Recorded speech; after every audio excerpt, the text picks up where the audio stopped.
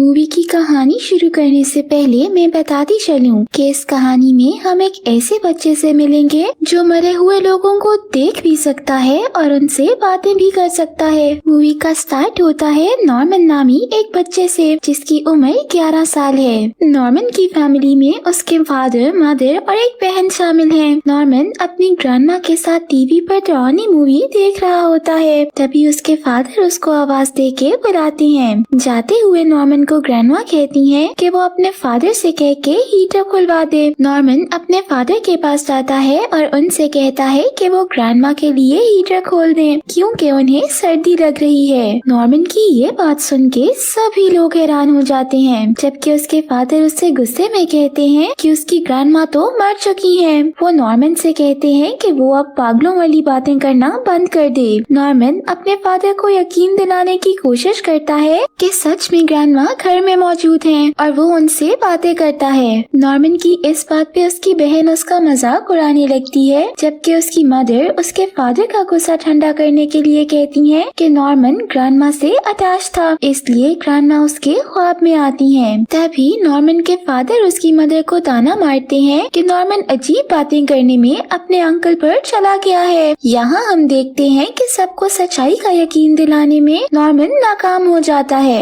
अगले सीन में हम देखते हैं कि नॉर्मन स्कूल के लिए तैयार होता है। वो टीवी रूम में बैठी ग्रैंडमा को बाय करके स्कूल के लिए निकल आता है। रास्ते में नॉर्मन को बहुत सारे मरे हुए लोगों के भूत मिलते हैं। वो उन सब से बातें करते हुए स्कूल में पहुंच जाता है कि तभी स्कूल में सभी बच्चे नॉर्मन को अजीब नजरों से देख रहे होते हैं। स्कूल में नॉर्मन की अलमारी पर भी किसी ने पागल लिख दिया होता है, जिसे देखकर नॉर्मन उदास हो जाता है और उसे मिटाने लगता है। उसके बाद वहाँ एल्विन आ जाता है। एल्विन नॉर्मन के स्कूल में ही पढ़ता है। वो एक बदतमीज बच्चा है जो नॉर्मन को तंग करने का कोई मौका नहीं जाने देता। एल्विन मक्खी को मार के नॉर्मन से कहता है कि अब वो मक्खी के भूत से बात करके दिखाए। उसके बाद एल्विन और उसके दोस्त उसका मजाक उड़ाते हैं और वहाँ से चले जाते हैं। अगले सीन में हम देखते हैं कि स्कूल टीचर बच्चों को एक प्ले की तैयारी करवा रही है। ये प्ले एक चुड़ैल की कहानी पर है जिसे हजारों साल पहले शहर के लोगों ने मार दिया था, लेकिन उसकी बददुआ अभी भी जिंदा है।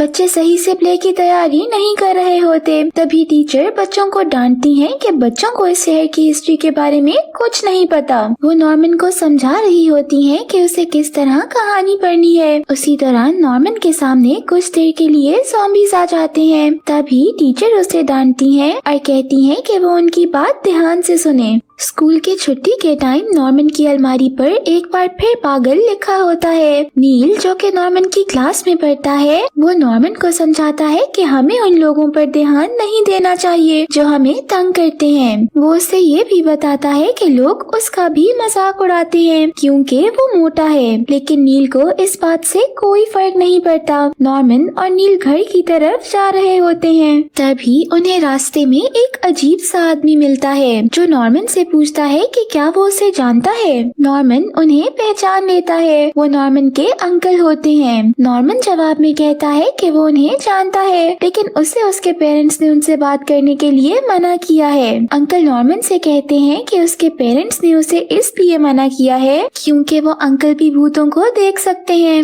अंकल में और नॉर्मन में ये बात कॉमन है कि दोनों ही भूतों से बात करने के साथ साथ ये भी पता कर सकते हैं कि फ्यूचर में क्या बुरा होने वाला है। अंकल नॉर्मन को बताते हैं कि चुड़ैल की बददुआ असल में मौजूद है। तभी नॉर्मन बताता है कि उनके स्कूल में इसी पर प्ले हो रहा है। अंकल तभी नॉर्मन से कहते हैं कि एक नॉर्मन ही है जो इस शहर को चुड़ैल की बददुआ से बचा सकता है। अंकल ये भी कहते हैं कि नॉर्मन को साइंस ढूंढने होंगे ताकि वो शहर को बचा सके। ये कह के अंकल वहाँ से चले जाते हैं। तभी नील ये जान के बहुत हैरान और खुश होता है कि उसका दोस्त नॉर्मन वाकई भूतों को देख सकता है। फिर वो दोनों कब्रिस्तान जाते हैं जहाँ नॉर्मन नील के मरे हुए डॉग के भूत से मिलता है। उसके बाद नील और नॉर्मन डॉग के भूत के साथ खेलने लगते हैं। तभी नॉर्मन को एहसास होता है कि उसके पास नील जैसा अच्छा दोस्त मौजूद है और अब वो अकेला नहीं है। अगले सीन में अंकल को हार्ट अटैक हो जाता है और वो मर जाते हैं। अंकल का भूत भी बॉडी से निकल जाता है। स्कूल में चुड़ैल की कहानी पर प्ले हो रहा होता है। सब भी बच्चों के पेरेंट्स भी मौजूद होते हैं। प्ले के दौरान नॉर्मन के सामने काला जंगल आ जाता है जहाँ सब चुड़ैल को ढूंढ रहे होते हैं। नॉर्मन उन लोगों से बचने के लिए भागने लगता है। अपने ख्यालों में भागते हुए नॉर्मन सबके सामने प्ले के दौरान स्टेज पे गिर जाता है। नॉर्मन चीख रहा होता है कि मौत करीब है। नॉर्मन कहता है कि उसे ये बात काले जंगल के दरख्त ने बताई है। सभी नील को देखने लगते हैं जो प्ले में दरख्त बना खड़ा होता है और नॉर्मन की बात पर कोई यकीन नहीं करता। नॉर्मन के फादर उसे बहुत डांटते हैं। वो नॉर्मन से कहते हैं कि उसका ये भूतों से बात करने वाला पागलपन अब और नहीं चलेगा। वो नॉर्मन को घर में बंद रखने की सजा देते हैं। अगले दिन हम देखते हैं कि नॉर्मन के अंकल का भूत नॉर्मन से मिलने आता है। वो नॉर्मन को एक टास्क देते हैं और उससे कसम लेते हैं कि नॉर्मन हर हाल में ये काम करेगा। वो नॉर्मन को बताते हैं कि ये काम एक बुक से होगा।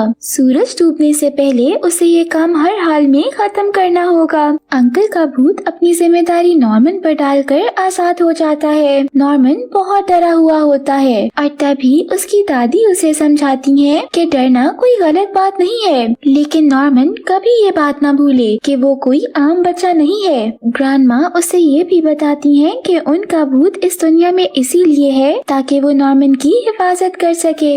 नॉर्मन को ग्रैंडमा से बात करके काफी हिम्मत मिलती है और वो अंकल के घर बुक ढूंढने के लिए निकल जाता है। अंकल के घर से उसे बुक मिल जाती है और नॉर्मन कब्रिस्तान जाता है जहाँ उसे 5 लोगों की कब्र पर जाना होता है, जिनमें 3 मर्द और 2 औरतों की शामिल हैं, जिन्हें चुड़ैल ने बद्दुआ दी थी। नॉर्मन पहली कब्र के पास जाके बुक में से पढ़ने लगता है। इतने में वहाँ एल्विन आ जाता है और उससे बुक छीन लेता है। एल्विन ने नॉर्मन की अंकल से की कई बातें सुन ली होती हैं। नॉर्मन कोशिश करता है कि वो बुक किसी तरह पढ़ ले, लेकिन आसमान में भूत नजर आना शुरू हो जाते हैं। अब नॉर्मन और एल्विन को ज़ॉम्बीज घेर लेते हैं। तभी नॉर्मन एल्विन को सारी बात समझाता है। वो दोनों किसी तरह से बच के कब्रिस्तान से निकल जाते हैं। दोनों ही नॉर्मन के अंकल के घर पहुंच जाते हैं और वहाँ सुराग ढूंढने लगते हैं। हम देखते हैं कि नॉर्मन के घर से लापता होने पर उसकी बहन नील के घर पहुंच जाती है और उसके भाई से मदद मांगती है